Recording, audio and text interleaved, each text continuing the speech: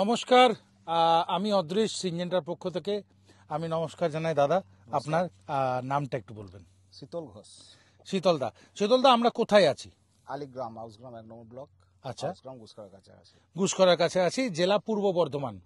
আমরা বুঝতেই পারছেন, আপনারা দেখে নিয়ে আমাদের হাতে আছে আলুর চারা দুটো, একটা শোধন করা, একটা অশোধিত, তাই তো? তো আমাকে যতটা বলা হয়েছে, আজকে শোধন করার থেকে 30 দিনের মাথায় আমরা দাঁড়িয়ে আছি। আপনার কি ওষুধের নামটা জানা আছে, কি দিয়ে শোধন করা হয়েছিল? না, অভিজিৎ একটু বলে দাও ওটা। Vibrance premium.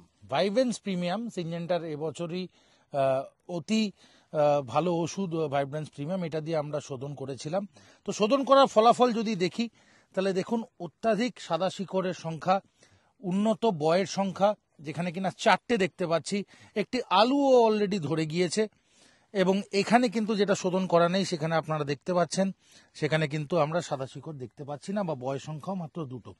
তো আমরা ওপর থেকে খুব একটা পার্থক্য প্রথমে বুঝতে পারছিলাম না শীতলদা, তাই তো? আমরা যখন প্রথমে এলাম এবং আপনাকে অনুরোধ করলাম যে দুটো চারা তুলে একটু দেখা হোক, এখন আপনার কেমন লাগছে দেখে? অবশ্যই এটা শোধন করাটা অবশ্যই ভালো, যেহেতু আলু গুটিও ধরে গেছে, শেকড়ও বৃদ্ধি হয়েছে।